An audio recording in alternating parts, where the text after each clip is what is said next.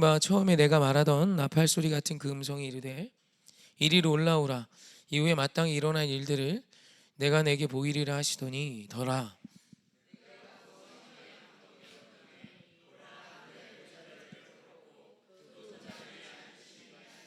앉으신 이의 모양이 벽옥과 홍보석과 또 무지개가 있고 보좌에 둘렀는데 그 모양이 녹보석 같더라. 그 보좌들 위에 24 장로들이 흰 옷을 입고 머리에 금관을 쓰고 앉았더라. 아멘. 우리 인사합시다. 하나님 사랑합시다. 내 이웃 사랑합시다. 우리 선포합시다. 당신이 이 땅의 작은 예수입니다. 아멘. 아멘. 사랑하고 축복합니다. 오늘 이 밤, 오늘 이곳에 하나님의 또 큰 은혜를 주시고 귀한 깨달음 주실 줄 믿습니다. 요즘 저희가 계속 요한계시록 성경 공부를 하고 있는데 성경 공부가 좀 미뤄지기도 하고 또 우리 성도님들에게 꼭 얘기해드리고 지나가야 될 또 말씀 중에 하나가 24 장로들입니다. 24 장로들. 이단이 이걸 이렇게 저렇게 해석하니까 그거를 피해가고 정설이 뭔지를 가르쳐 드리고 싶어서가 아니라 저 24 장로들이 우리에게 주는 굉장히 은혜로운 말씀이 있고 하나님 우리에게 해주고 싶은 말씀이 있고 또 하나님이 우리에게 도전을 하시는 내용이 있어서 우리가 이 24 장로들에 대해서 배우고 은혜 받고 사모할 수 있었으면 좋겠습니다. 요한계시록 지금 성경 공부를 하고 있기 때문에 이렇게 자세한 이야기는 좀 어렵고 일단 요한계시록은 어려운 말씀이 아니라 결코 이해하기 어려운 말씀이 아니라 이스라엘 백성이면 구약을 안 왔던 사람이면 누구나 이해할 수 있는 말씀들이었고 요한계시록에 처음 표현하는 표현들이 있으면 그게 무엇을 말하는지 다 풀어놨습니다. 그래서 사실 신천지나 하나님의 교회나 여러 이단들이 요한계시록 갖고 재림예수 이야기를 하는데 그런 것들은 다 거짓이고요. 오늘 24 장로도 특히 이 부분은 이단들이 말하는 건 말할 가치도 없고 말하기도 좀 민망한 그런 수준의 내용들인데 워낙 이 요한계시록에 대해 두려움이 있으니까 그냥 말하는 대로 고지고대로 믿고 따르는 경향들이 있죠. 신천지만 예로 들면 24 장로들이 12지파에 각 지파에 성령께서 기름 부어 세운 자들이래요. 우리 교회로 치면 12 속회 정도 되겠네. 그러니까 속장님들이 이거라고 그렇게 이야기를 합니다. 그들이 그건 거죠. 그러니까 가운데 이제 하나님의 자리에 이만희 씨 앉아 계시고 좌우 이제 24 장로 보좌에 그 사람들이 앉아 있다 이렇게 해석을 하는데 여러분 그게 거기에 아멘 할 그죠? 너무 민망하죠? 신비하세요? 너무 민망하죠, 그죠? 그렇게 해석을 하는데 그런 것들을 믿고 있습니다. 그래서 오늘 이 24 장로들에 대해서 좀 메시지를 듣고 저와 여러분이 좀 도전을 얻고 은혜 받았으면 합니다. 아멘. 요한계시록에 24 장로들이 나오는데요. 이들이 누구를 말하는가? 이것이 굉장히 중요합니다. 여러 가지 설들이 있지만 정로는 전통적인 해석은 헷갈림 없이 24 장로들을 자연스럽게 풀어내고 있습니다. 특별히 여러 가지 부분으로 24 장로들이 어떤 존재들인지를 우리가 성경 안에서 충분히 찾아낼 수 있지만 특별히 오늘은 요 맨 마지막 4절에 있었던 24 장로들의 금관을 통해서 24 장로들이 누구인지를 말씀 안에서 좀 풀어드리고 24 장로들이 우리에게 주는 도전에 대해서 한번 생각해 보았으면 합니다. 한번 같이 읽어봅시다. 시작. 또 보좌에 둘려 24 보좌들이 있고 그 보좌들 위에 24 장로들이 흰 옷을 입고 머리에 금관을 쓰고 앉았더라. 아멘. 요한계시록 4장 1절로 4절까지 말씀은 하늘에 계신 하늘을 보좌 삼고 앉아 계신 하나님에 대한 묘사가 나오고 그 하나님에 대한 묘사 중에 24 장로들이 앉아 있음이 나와요. 그래서 이걸 그려놓은 걸 보면 하나님 엄청난 하늘을 보좌 삼고 앉으신 하나님 주변에 24 장로들이 이렇게 앉아 있습니다. 근데 오늘 그 하나님에 대해서 이야기하고 싶은 것이 아니라 오늘은 이 24 장로들이 누구인가를 알았으면 해요. 그래서 이 24 장로들의 특징이 있습니다. 흰 옷을 입었고 머리에 금관을 쓰고 앉았더라 그럽니다. 흰 옷에 대해서는 흰 옷으로도 충분히 이들이 흰 옷을 입은 자들이고 흰 옷이 말하는 메시지가 뭔지 요한계시록과 구약 성경에 굉장히 많이 나와 있지만 오늘은 좀 금관을 가지고 좀 24 장로들을 풀었으면 좋겠습니다. 머리에 금관을 쓰고 있답니다. 그래서 이 금관 하면 우리는 뭐 엄청난 사람들 이런 생각들을 하죠. 그래서 이제 구약에서 쓰는 헬라어 중에 이 금관으로 번역될 만한 헬라어는 두 개밖에 없습니다. 관으로 번역될 첫 번째는 디아데마라는 헬라어고요. 그 뜻은 왕관을 의미합니다. 왕관. 그러니까 왕이 쓰는 관인 거죠. 그래서 만약에 이 머리에 쓴 금관이 금으로 된 이 관이 디아데마라면 예수 그리스도나 하나님이나 신적인 권위에 앉은 자여야 맞습니다. 그런데 사실 이 관은 디아데마가 아니라 하나의 단어가 또 있는데 스테파노스입니다. 들어보셨어요? 스테파노스. 못 들어보셨어도 괜찮고요. 이 스테파노스를 헬라어 성경, 신약 성경에서는 종종 사용합니다. 그래서 그 성경에서 신약 성경에서 쓰인 스테파노스를 보면 이 금관을 쓴 24 장로들이 누구를 말하는지를 아주 또렷하게 알 수 있습니다. 그 첫 번째 말씀이 디모데후서 4장 7절 8절이에요. 디모데후서 4장 7절 8절에 보면 여기에 스테파노스라는 단어가 관으로 쓰이고 있습니다. 한번 같이 합독해 봅시다. 시작. 나는 선한 싸움을 싸우고 나의 달려갈 길을 마치고 믿음을 지켰으니 이제 후로는 나를 위하여 의의 면류관이 예비되었으므로 주 곧 의로우신 재판장이 그날에 내게 주실 것이며 내게만 아니라 주의 나타나심을 사모하는 모든 자에게 도니라. 아멘. 여기서 우리말 면류관으로 번역된 헬라어가 스테파노스입니다. 그러니까 디아데마와 다르게 면류관으로 번역된 스테파노스는 우승자, 어떤 경기에서 어느 정도 이상의 득점을 한 자격을 갖춘 자에게 아주 좋은 성과를 낸 사람에게 상으로 주는 관이에요. 그러니까 월계수관 같은 그런 느낌이죠. 올림픽 하면 주는 금메달 같은 느낌입니다. 좀 이해가 되시죠? 그러니까 지금 사도 바울이 이 스테파노스를 쓰고 지금 24 장로들에 대해서 설명하고 있다라고 말해도 과언이 아닌 말씀을 지금 하고 있는 거예요. 디모데후서 4장 7절로 8절을 보면 지금 본 말씀이에요. 이 말씀을 보면 면류관을 받을 사람들에 대해 묘사를 하고 있습니다. 스테파노스를 얻는 자들인 거죠. 한번 같이 다시 한번 읽어봅시다. 시작. 나는 선한 싸움을 싸우고 나의 달려갈 길을 마치고 믿음을 지켰으니 이제 후로는 나를 위하여 의의 면류관이 예배되었으므로 주 곧 의로우신 재판장이 그날에 내게 주실 것이며 내게만 아니라 주의 나타내심을 사모하는 모든 자에게 도니라. 아멘. 이 말씀 이외에도 또 스테파노스가 사용된 말씀이 야고보서에 나옵니다. 야고보서 1장 12절입니다. 함께 합독합시다. 시작. 시험을 참는 자는 복이 있나니 이는 시련을 건디어 낸 자가 주께서 자기를 사랑하는 자들에게 약속하신 생명의 면류관을 얻을 것이기 때문이라. 아멘. 여기서 면류관도 스테파노스입니다. 사랑하는 성도님, 이 두 말씀에서 스테파노스를 얻는 자의 자격이 나와요.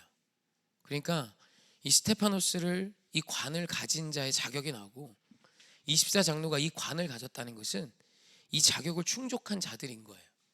24명이 어떤 절대적인 수치가 아니라 상징적인 의미고, 상징으로 풀었으면 요한계시록의 숫자는 다 상징으로 풀어야 맞습니다.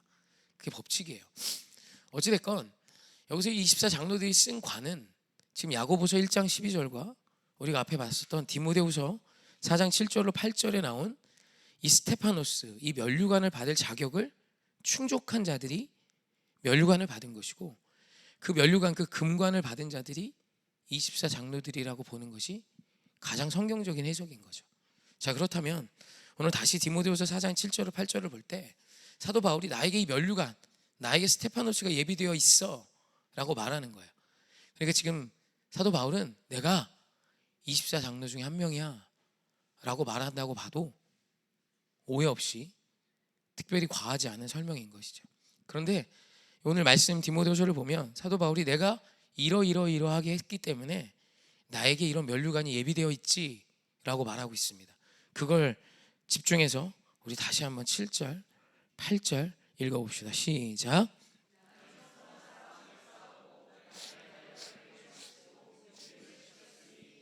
이제후로는 나를 위하여 의의 면류관이 예비되었으므로 주 곧 의로우신 재판장이 그날에 내게 주실 것이며 내게만 아니라 주의 나타내심을 사모하는 모든 자에게도니라.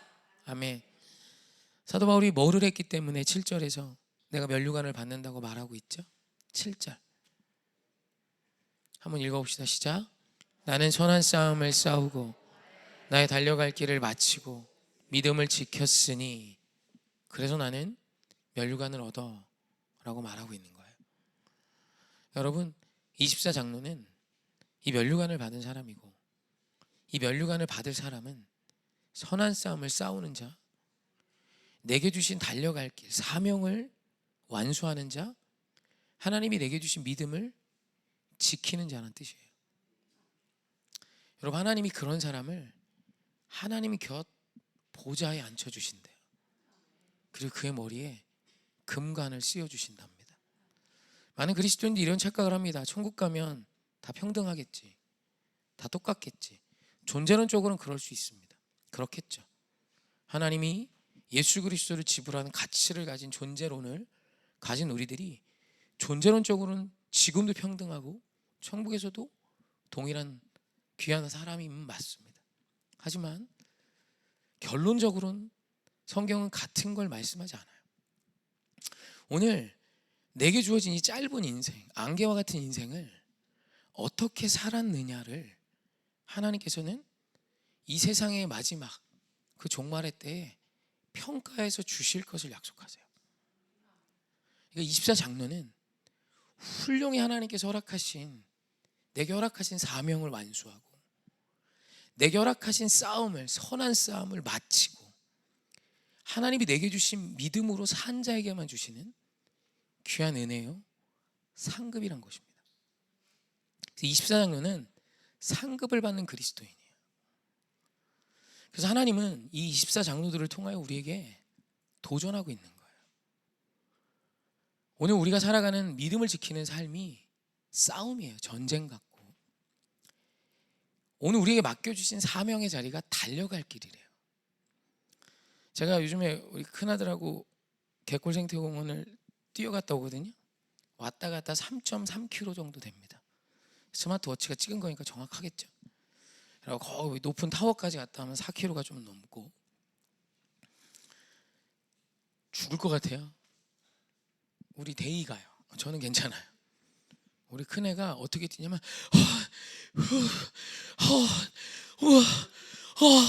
마지막에 제가 꼭 스퍼트를 합니다. 데이야 다 왔다, 다 왔다. 우리 사만한진 아파트 계단이 있거든요. 계단이 있고 그 계단 앞에까지 이제 계단을 내려가면 뛰기 시작해서 계단 앞에까지 뛰어오는데 우리 막내가 이제 마지막에 뛸 때 제가 옆에서 계속 스퍼트를 올립니다. 대야 다 왔어, 대야 다 왔어. 나중에 이걸 넘어서 으아 우아 이야 우 막 이러다 나중에 이렇게 도착을 해요. 여러분, 이렇게 제가 3.3km 이렇게 큰애하고 뛰면 뛰는 사람은 거의 별로 없습니다. 대부분 걸으세요. 연세가 많아지면 지금 우리 큰애 뭐 이렇게 신음소리 갖고 웃었지만 그 신음소리 내며 뛰지도 못하시잖아요. 그죠? 뛰세요? 뛰다 죽죠. 119 옆에 대동하고 같이 뛰어야 되잖아요. 그죠? 죽을 수도 있단 말이에요. 저도 이제 뭐 뛰는데 쉽지 않습니다. 우리 큰애 기준에 속도에 맞추다 보니까 제가 편한 거지. 저도 저 나름대로 성실히 뛰면 마지막에 그렇겠죠. 달려가는 그 길, 경주하는 그 길은 결코 편한 길이 아니에요. 그러니까 오늘 우리 하나님께서 우리에게 맡겨주신 길이 성경은 편한 길이라고 말씀하신 적이 없어요. 그렇다고 오해하지 마세요. 예수로 사는 자가 세상식으로 사는 자보다 더 불행하다, 그건 아니에요. 훨씬 더 행복하고 훨씬 더 기쁨 있고 훨씬 더 즐겁지만 오늘 그 믿음을 지키면서 하는 삶, 내게 허락하신 사명의 길, 하나님이 내게 맡겨주신 선한 싸움은 결코 쉬운 것은 아니라는 것이죠. 그리고 하나님이 그것이 쉽지 않음을 말씀하시며 그냥 그렇게 살든 말든 똑같아가 아니라 분명히 그 살아온 삶에 대한 값을, 상을 주시겠다고 말씀하시는 거예요. 화이팅 하시는 거예요. 화이팅. 지금 24장로는 우리에게 화이팅을 하시는 거예요. 화이팅. 아들 딸들 화이팅. 화이팅의 어원은 파이트에서 오는 겁니다. 파이팅. 어떤 분이 그러다, 목사님이 이렇게 신앙생활 하는 게 늘 파이팅이어야 됩니까? 예, 그 파이팅이 있어야 돼요. 그리스도인은 그냥 살다 가는 인생이 아니라는 거예요. 존재 이유가 있고 존재 이유가 있다는 건 쓰임받다 가야 된다는 뜻입니다. 하나님 거기에 대해 도전하고 있는 것입니다. 오늘 사도 바울만 그 면류관을 준다고 말하잖아요.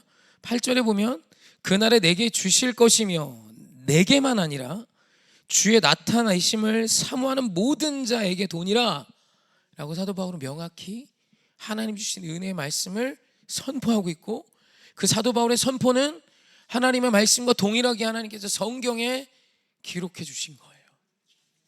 야고보서에도 마찬가지죠. 야고보 사도가 말합니다. 시험을 참는 자는 복이 있나니. 이해할 수 없죠. 세상은 이해할 수 없죠. 근데 이것도 세상이 이해합니다.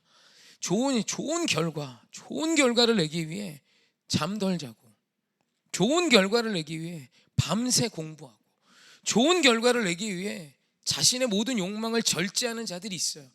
그런데 그것을 절제하며 참는 자가 성경은 복이 있단 말이에요.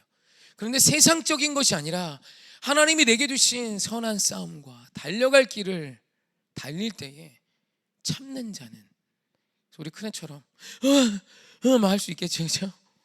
복이 있대요. 저주가 아니라 복이래요. 왜냐하면 이는 시험을 견뎌낸 자가 주께서 자기를 사랑하는 자들에게 약속하신 생명의 면류관을 얻을 것이기 때문이라. 도전하고 있는 거예요. 나는 너희들이 심판에, 여러분 우리는 심판의 자리에 서지 않고 상급의 자리에 서는 자예요. 할렐루야. 부디 그 자리에 서셨으면 좋겠어요.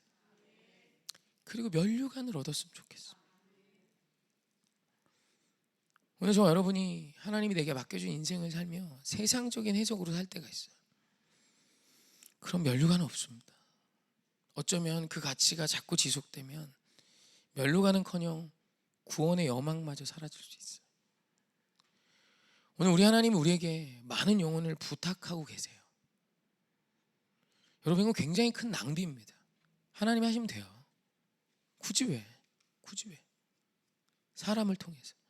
그런데 하나님은 하나님의 그 위대한 일을 우리에게 맡겨주셨어요. 그리고 함께 하실 것을 말씀하세요. 그리고 우리가 믿음으로 걷는 그 길 앞에 능력을 주시고 권능을 주시며 하나님의 일들을 우리를 통하여 이루시고 하나님의 나라를 우리를 통하여 완성해 가실 것을 약속하세요. 그리고 이 나라를 세우는데 자신의 삶을 드린 자에게 하나님은 왕의 보좌 옆에 앉히겠다는 거예요.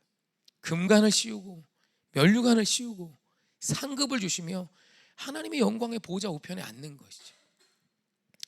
그래서 이렇게 옛날에 그런 얘기 했잖아요. 천국 가면 막 헌신한 사람 금집에 살고 대충 신앙생활하는 사람은 볏집에 산다고 막, 그죠? 그거는 성경이 보장하는 얘기는 아니에요. 그런 얘기는 없어요. 하지만 하나님의 보좌 우편에 앉는 자는, 보좌 옆에 앉는 자는 분명히 하나님이 약속하고 계세요. 한 나라가 세워집니다. 그 나라를 세울 때 구국 영웅들이 있어요. 여러분, 구국 영웅들은 영광스러운 자리에 올려지게 되어 있어요. 세상도. 그러나 성경에서는 내가 24장로야, 봉사도 안 한 것들아 라는 이런 태도와 자세는 없겠죠. 그것이 권세가 되고 누군가를 부리는, 어떤 누군가에게 갑이 돼서 갑질을 해도 되는 그 가치는 아니겠지만, 분명한 것은 하나님께서는 우리의 인생의 끝자락에 하나님이 약속한 상급을 주기 원하신다는 뜻이에요. 그리고 주께서 맡겨주신 이 인생을 하나님이 내게 주신 그 믿음을 지키며 어렵고 힘들다 할지라도 그 믿음의 경주 앞에 최선을 다할 것을 부탁하고 계시는 거예요. 할렐루야. 그래서 여러분, 징징거리는 신앙생활을 넘어서야 합니다. 이제는 하나님의 나라를 세우는 것을 사모하는 믿음의 성장이 있고 어른다운 삶을 사모해야 돼요. 하나님, 내가 하나님의 나라를 세우는데 1등 공신이길 원합니다. 여러분, 그 나라는 절대 세워져요. 세워질지 안 세워질지 모험하는 게 아니라 반드시 세워져요. 여러분, 이건 세상의 어떤 투자의 개념이 아니에요. 이건 투자하면 되는 거예요. 하나님의 약속이에요. 하나님의 약속. 그냥 주식에 막 누가 뭘 올리는데 이런 믿음의 수준이 아니라 전능하신 하나님께서 하나님의 나라의 완성과 하나님의 나라의 거룩함을 약속하세요. 그 나라는 이루어져요. 그런데 그 나라를 세우는 자로 우리를 지금 초청하고 계시는 거예요. 나이요? 상관없어요. 출신이요? 상관없어요. 하나님은 출신 성분 따지지 않아요. 오늘 예수의 이름으로 내가 새 존재가 됐음을 믿고 새 존재다운 삶을, 이전 것을 지나가게 하고 하나님의 영광을 바라보며 새 존재로서 사명자의 삶, 선한 싸움의 삶을 살아내는 자에게 하나님은 이 면류관을 씌워주고 싶어 하신다는 거예요. 그래서 마태복음에도 예수님이 말씀하십니다. 함께 합독합시다. 여기도 팔복 중에 하나죠. 함께 합독해 봅시다. 마태복음 5장 10절로 12절입니다. 시작. 의를 위하여 박해를 받는 자는 복이 있나니 천국이 그들의 것임이라. 나로 말미암아 너희를 욕하고 박해하고 거짓으로 너희를 거슬러 모든 악한 말을 할 때에는 너희에게 복이 있나니 기뻐하고 즐거워하라. 하늘에서 너희의 상이 큼이라. 너희 전에 있던 선지자들도 이같이 박해하였느니라. 아멘. 예수님도 약속하세요. 상이 있어. 상이 있단다. 오늘 저 여러분에게 이 귀한 상 주시는 이심이 믿어주셨으면 좋겠어요. 히브리서 11장 6절도 한번 볼까요? 함께 합독합시다. 시작. 믿음이 없이는 하나님을 기쁘시게 하지 못하나니 하나님께 나아가는 자는 반드시 그가 계신 것과 또한 그가 자기를 찾는 자들에게 상 주시는 이심을 믿어야 할지니라. 아멘. 여기서 믿음의 실체를 두 가지로 압축해서 말씀하거든요. 믿음이 없이는 하나님을 기쁘시게 하지 못해. 그 믿음이 두 가지인데 뭐냐면, 첫째, 하나님께 나아가는 자는, 첫 번째 믿음은 그가 계신 것을 믿는 거야. 여러분, 오늘 하나님의 계심을 믿는 자로 사는 것이 오늘 히브리서가 말하는 믿음의 첫 번째 실체예요. 두 번째 믿음이 뭐냐면 그는 상 주시는 이라 이거예요. 그러니까 오늘 여러분의 삶을 평가하신다는 뜻이에요. 열왕기상하를 보면 많은 왕들이 나옵니다. 이 열왕기상하가 우리가 볼 땐 열왕기상하 어떤 역사서 중에 하나지만 그 이스라엘의 남유다의 왕들의 입장에선 그들의 인생을 평가하는 말씀입니다. 그러니까 하나님께서 왕으로서 이스라엘을 다스릴 권세를 주신 자들을 열왕기상하에서 평가하고 있어요.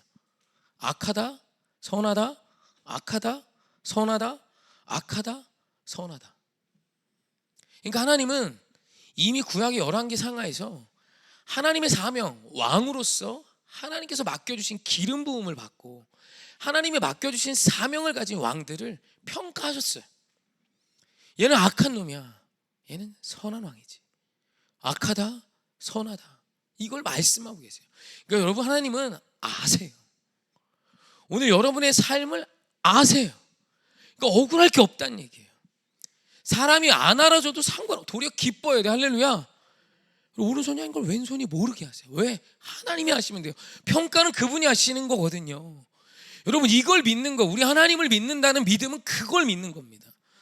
오늘 우리 하나님이 여러분의 모든 걸 알고 계세요. 그러니 염려하지 말고 선하게 사세요. 계산하지 말고 시원하게 선하게 사세요. 복잡할 거 없어요. 선한 마음으로 사는 거예요. 오늘 우리의 삶에 악한 마음이 시작되면 그것과 싸우셔야 되는 거예요. 선한 싸움에서 승리하시면 되는 거예요. 복잡할 게 없어요. 하나님이 아신다 이거. 내가 지금 살아있고 내가 너의 모든 인생을 알며 너의 모든 인생에 헛됨이 없이 평가하여 상을 줄 거야. 이게 오늘 우리 주님의 약속입니다. 그러니까 오늘 우리가 두려워야 될 게 뭐냐면, 오늘 내가 여전히 주의 말씀을 알면서도 악으로 산다면, 나로 산다면, 내 마음으로 산다면, 내 뜻으로 산다면 이건 두려워해야 돼요. 이건 무서워해야 돼요. 이건 잘못된 거예요. 그런데 오늘 내 삶에 세상이 말해요, 미련하다고. 오늘 새벽에도 그랬는데 말씀을 전할 때 저한테 그런 분들이 많아요. 특히 목사님들 중에서 목사님 좀 쉬세요. 쉬세요. 쉬세요. 쉬세요. 제 이야기를 목회하면서 정말 최소 1000번은 들었고 그 이상도 들었습니다. 주변의 목사님들이 제가 어떻게 목회하는 걸 아니까. 저희 교회 부목사가 안 구해진다고 막 얘기하면 저희 지방 목사님들은 다 이렇게 얘기합니다. 거길 누가 가? 홍 목사가 담임 목사인데 죽일 거잖아. 잠도 안 재울 거잖아. 거길 누가 가? 라고 말해요. 요즘은 아닌데, 요즘은 제가 그렇게 못해요. 근데 개척 초기부터 같은 지방 목사님들 중에 저보다 일찍 이곳에 오신 분들이 더 많기 때문에 저를 보면 그런 얘기해요. 우스갯소리로. 건강도 챙기고 목회가 긴 거 아니냐고. 그러니 롱런 하시라고. 그럴듯하죠? 성경에 그런 뉘앙스의 글귀가 한 길에도 있으면 저한테 가르쳐 주세요. 그럼 제가 참고할게요. 우리가 예수를 믿는다면서 그럴듯한 사람의 말에 자꾸 속아요. 기도의 자리 지키는 게 쉬워요? 죽을 것 같을 때가 많아요. 근데 저희 어머니가 가르쳐 주신 게 있어요. 기도하다 죽으면 순교지. 기도하다 죽으면 순교지.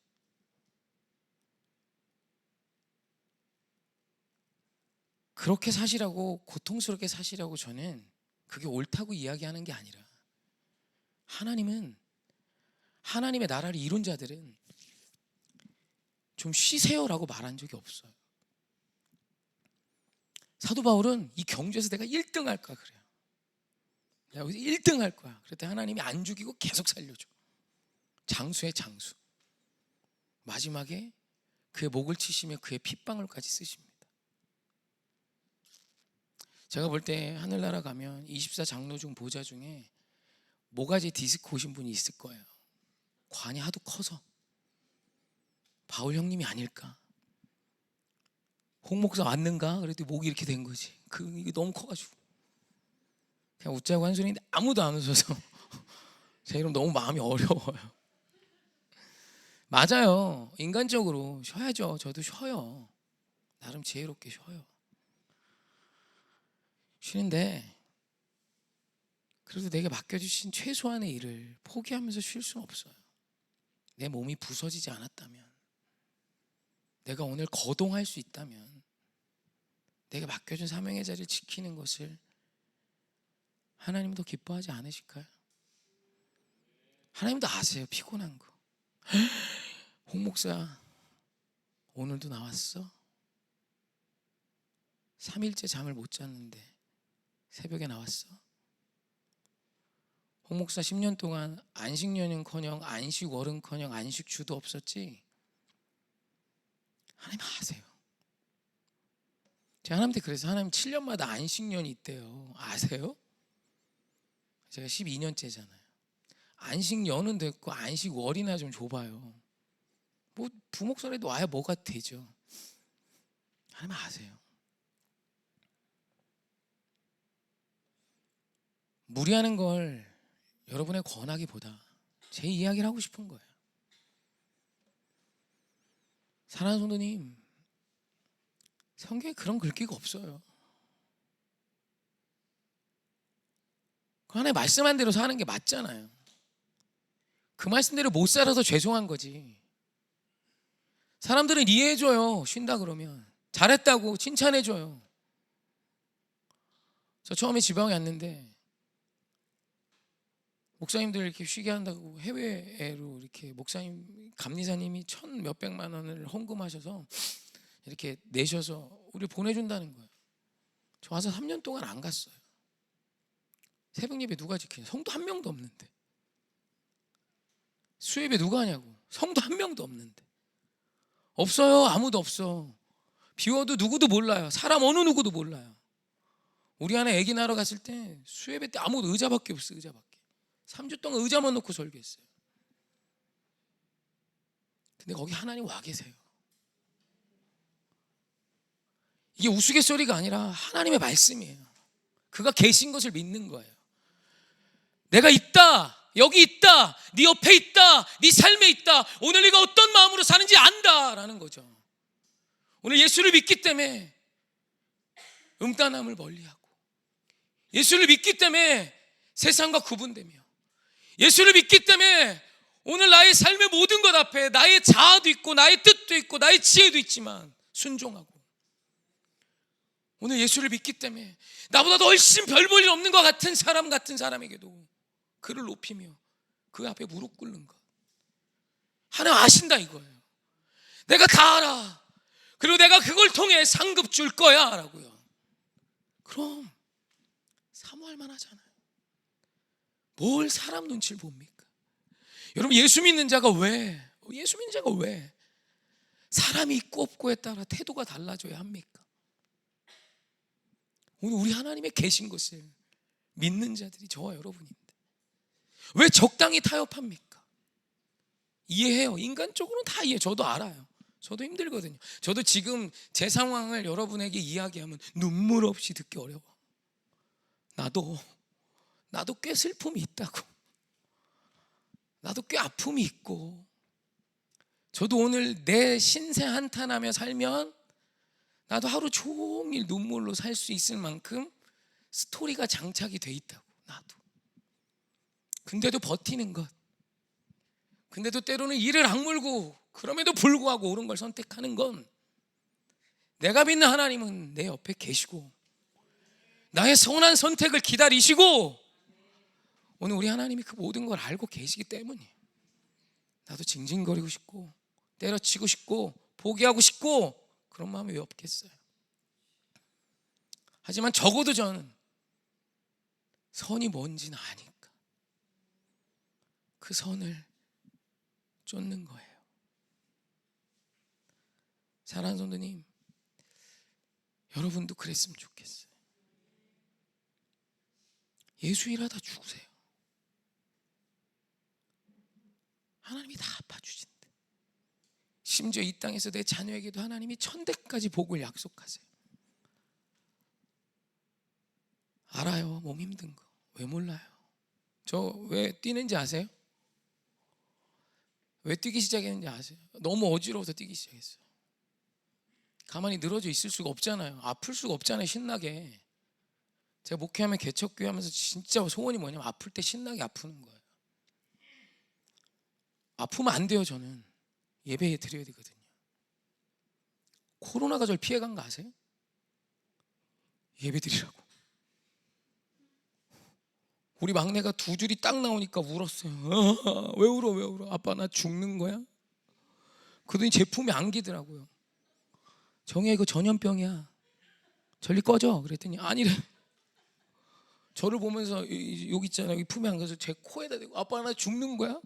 죽을 병이면 저리 가. 아니래. 아빠와 같이 죽으려고? 너 혼자 죽어? 아니래. 안 죽어. 감기야 감기. 괜찮아.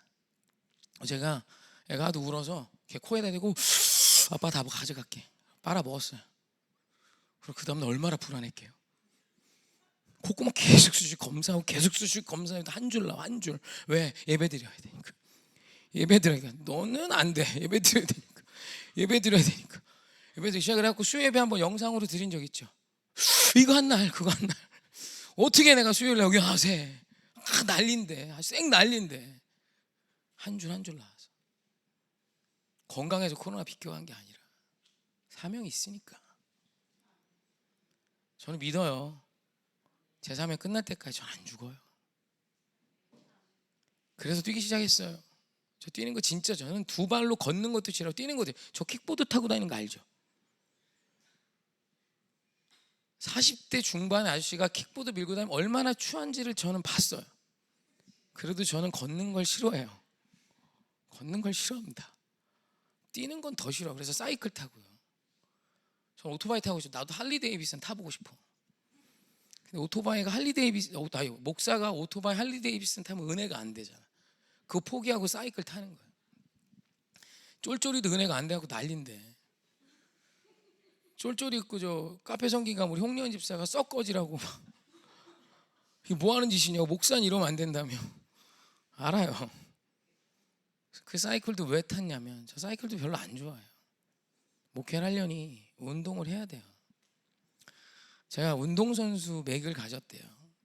체력이 너무 좋은데 운동을 안 하면 피가 걸어지고 결국 심혈관이 막혀 죽을 수 있대요.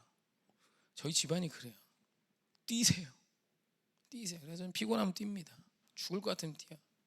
저희 집 가면 사이클 하나 또 있고 실내 사이클, 최근에 노잉머신도 하나 샀어요. 노잉머신 노 젓는 거 있죠. 제가 또 오늘 아침에 8km 탔습니다. 땀이요 빤스까지 젖어요. 근데 몸이 왜 이런지 모르겠어요. 살이 잘 안 빠져. 아프면 나가서 뜁니다. 아플 수가 없어서. 이게 불쌍하다는 게 아니에요. 도전받으라 이것을. 저도 아파요. 아프더라고요. 쉬질 못하니까. 마음은 더 아파요. 몸 아픈 거에 비하면 마음 아픈 건 마음 아픈 거에 비하면 몸 아픈 거 아무것도 아닙니다. 정말. 그래도 여러분 하나님의 그 영광의 길을 걸어가는데 기쁨이 있고요. 감격이 있고 감동이 있어요. 이 얘기하고 마칠게요. 제가 이제 목회 자리를 큰 교회 담임 목사 자리를 거절하고 여기 남았잖아요. 후회가 파도처럼 밀려왔어요. 그때 막 우리 요 녀석 막 왔을 때쯤이에요. 승현이 막 왔지. 중3 고1 때인가. 두고 어떻게 가요? 다 두고 가더라고요. 여러분 안 갈 거예요? 저 연봉 1억 준다. 연봉 1억 교회에서 연봉 1억. 차 제네시스 사준대. 이제 구체적으로 얘기하면 제네시스 하나 해주고요. 월급이 400인데 18개월 준대요. 400, 800, 400, 800, 400, 800. 교육비 따로 나온대. 집도 준대. 안 갔어요. 저 그때 월급도 못 받는데. 그리고 아내한테 얘기했더니 연애가 누가 어떻게 가요 그러더라. 저 바보가. 저분이라 저거래. 저 여자리도 가자 그랬으면 제가 엄청 고민했을 거예요. 그걸 거절하는데 후회가 파도처럼 밀려오는 거예요. 홍 목사 그런 교회는 목회 평생에 한 번도 오기 힘들어. 왜냐하면 그 정도 교회 구멍 가려면 은퇴하는 목사님도 뭐 해줘야 되고 돈이 수억 들어요. 은혜되지 않는 이야기 같지만 그렇게 은혜되지 않는 건 아니야. 이렇게 들어보면 이해가 됩니다. 저건 거절했어요. 저는 아무것도 필요 없다. 저만 오래요. 저만 1순위였습니다. 그리고 막 후회가 파도처럼 밀리는데 제가 신학교 다닐 때 진짜 저분은 목사님 아닌 것 같은 분이 있었어요. 이분은 건달이야. 말만 하면 욕을 막 계속. 진짜 너무 욕을 많이 하는 목사님. 저런 분이 하나 왜 목사입니까? 그랬던 분이 우리 지방에서 제일 큰 게 오신 거예요. 그래서 제가 새벽마다 울었어요. 하나님 인정하며 어린애들 한두 명 데리고 대학 석사까지 끝난 사람이 그 아이들 가르치는 교회가 세고 셌는데 왜 저런 사람을 제일 큰 교회에 앉혀놨습니까? 난 이해할 수가 없습니다. 하나님. 난 하나님의 일하심이 이해가 안 됩니다. 저는 이게 뭡니까? 하나님 여기 이렇게 있으면 하나님 좀 부흥도 주시고 놀라운 은혜도 좀 주시고 하나님 좀 살만하게도 좀 해주시고 막 그러면서 절규를 했어요. 하나님 너무하신 거 아닙니까? 살아계신 거 맞습니까? 막 이러면서 따졌어요. 그랬더니 하나님이 펑펑 울고 이제 진정이 되니까 저한테 이렇게 말씀하셨어요. 아들아. 그래서 네 그랬어요. 저는 자주 이래 하나님하고 자주. 힘드냐? 힘들어요. 아니 나 여기 있어도 괜찮은데 저런 목사님을 가장 크게 쓰지 마세요. 그랬더니 하나님이 저한테 이랬어요. 아들아 그 교회는 아무나 가도 할 수 있다. 다 된 곳이라 아무나 가도 해. 근데 그거 아니? 여긴 아니야. 너한테 맡긴 거야 내가. 저 아이들 너한테 맡긴 거야. 이 아이들은 아무한테나 맡길 수가 없었어. 내가 너한테 맡긴 거야. 한 2시간 울었어요 그 자리에서. 얼마나 울었나 기억도 나질 않습니다. 하나님 고맙습니다. 내가 뭐라고.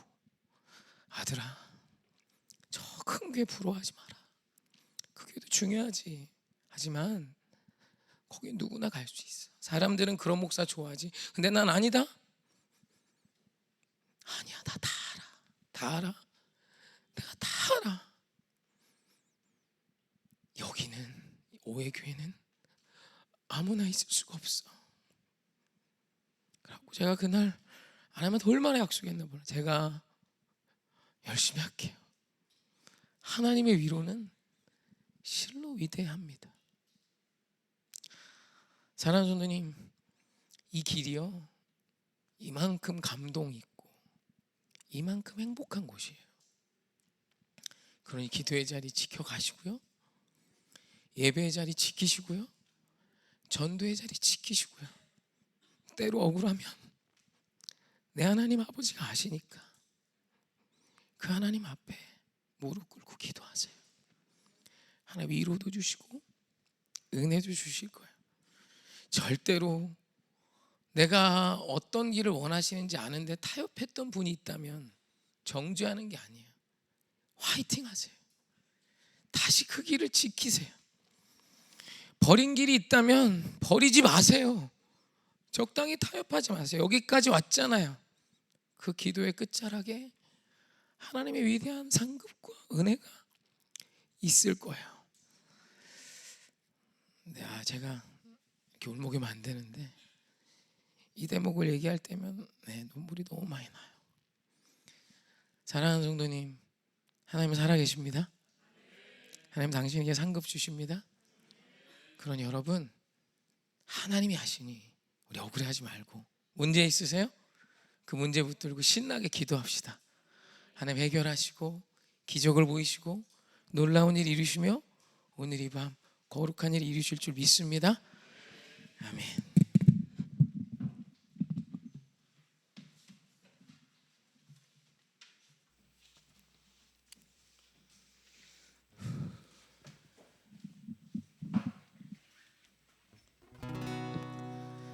우리 주 하나님, 그 영광과 존귀를 받기에 합당하신 지금 여기 계신 하나님, 온 천지 만물을 지으시고 다스리는 권능과 능력으로 주의 말씀